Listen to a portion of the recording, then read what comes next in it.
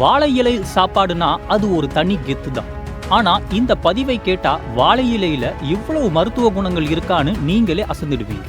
Plastic பொருட்களுக்கு மாற்றாக இப்போல்லாம் மார்க்கெட்ல வாழை இலை செய்யப்பட்ட சூப்பரான பொருட்கள் விற்கிறத பார்க்கிறோம்ல. இதெல்லாம் சமைப்பதற்கும் பரிமாறுவதற்கும் ஏன் அலங்காரத்துக்கு கூட பயன்படுது. சரி வாங்க, வாழை இலையில அப்படி என்ன ஆரோக்கிய குணங்கள் இருக்குன்றத நம்ம பார்க்கலாம். 2021ஆம் வருஷத்துல தென்னாப்பிரிக்கா கெமிக்கல் இன்ஜினியரிங் இதழ் ஒரு ஆய்வறிக்கையை வெளியிட்டாங்க.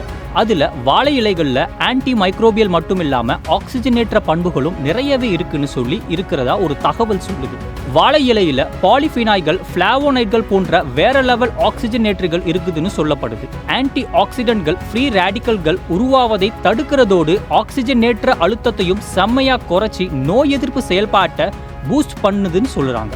2018ஆம் ஆண்டுல பார்மகாலஜி ஃப்ரண்டியர்ஸ் வெளியிட்ட ஆராய்ச்சியில தெரிவிக்கப்பட்டிருக்கான்.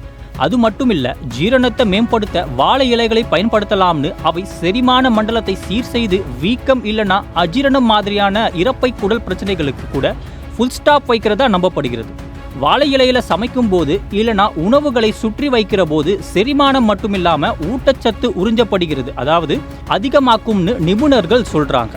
வாழை இலையில புரதம், வைட்டமின்கள் போன்ற ஊட்டச்சத்துக்கள் கொட்டி கிடக்குதுன்னு சொல்லப்படுது.